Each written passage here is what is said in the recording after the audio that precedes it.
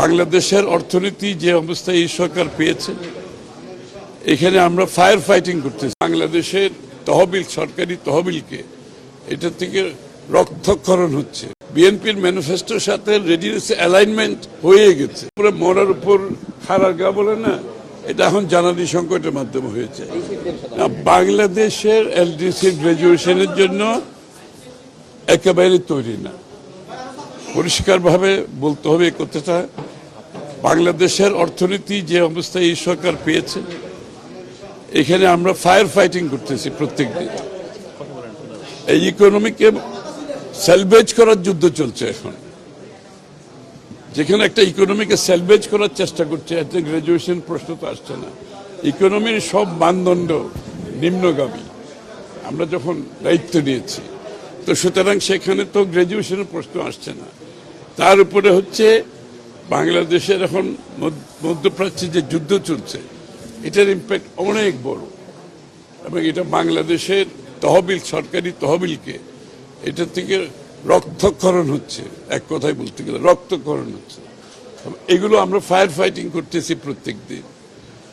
তারপরে বাংলাদেশের আপনার যে দায় দেনা হয়েছে, এটা ম্যানেজমেন্ট একটা বড় ধরনের একটা সমস্যা হয়ে দাঁড়িয়েছে। কারণ আমরা আগামী দিনে যে ফাইন্যান্সিংগুলো করব, এখানে কস্ট অফ ফাইন্যান্সিং আমাদেরকে চিন্তা করতে হচ্ছে, এবং সব কিছু মিলিয়ে আমাদেরকে যে ক্যাপাসিটি বিল্ডিংয়ের মাধ্যমে যেখানে আমরা যেতে পারবো রেডিনেসে, সেটা বিএনপির ম্যানিফেস্টোতে সব বলা আছে। এইগুলো যদি বিএনপির ম্যানিফেস্টো আমরা যদি সময় মতো, যেটা আমরা ইনশাআল্লাহ আমরা ইমপ্লিমেন্টেশন করছি, এগুলো সম্পাদন করলে যে ক্যাপাসিটি বিল্ডিংয়ের যে কথাটা আছে সেটা হয়ে যাবে। তখনই আমরা রেডি হব, তখনই গ্রাজুয়েশনের দিকে যাব। এই মুহূর্তে গ্রাজুয়েশনের দিকে যাওয়ার কোনো সুযোগ নেই।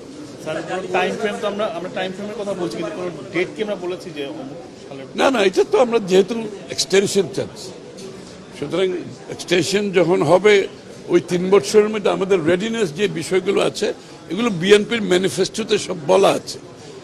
বিএনপির ম্যানিফেস্টোর সাথে রেডিনেস অ্যালাইনমেন্ট হয়ে গেছে। কারণ আমরা তো এগুলোকে মাথায় রেখে তো আমরা ম্যানিফেস্টো করেছি, এবং ইনশাআল্লাহ আমরা তো বাস্তবায়ন করছি একটা পর একটা, এবং সময় মতো করছি। সুতরাং আমরা মনে করি এগুলো সমাপ্ত করতে পারলে আমরা রেডি হব, তখন আমরা গ্রাজুয়েশন।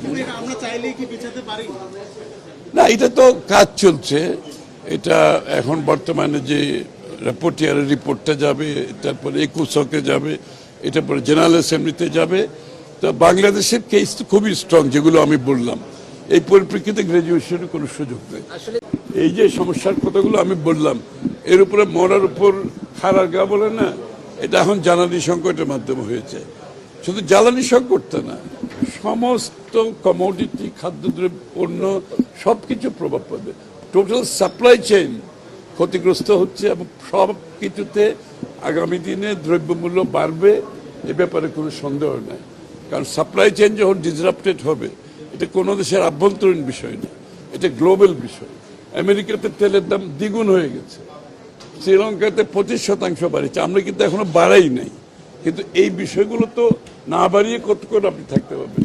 যেহেতু আমরা নির্বাচিত সরকার, আমরা চেষ্টা করছি জনগণের উপর চাপ সৃষ্টি না করার জন্য, কিন্তু একটা সময় এই চাপ তো নিতে পারবে না সরকার, এবং চাপ নিতে না পারলে যদি সরকারি তহবিল এভাবে রক্তক্ষরণ হতে থাকে, এটা তো আলটিমেটলি জনগণেরই ক্ষতি হবে।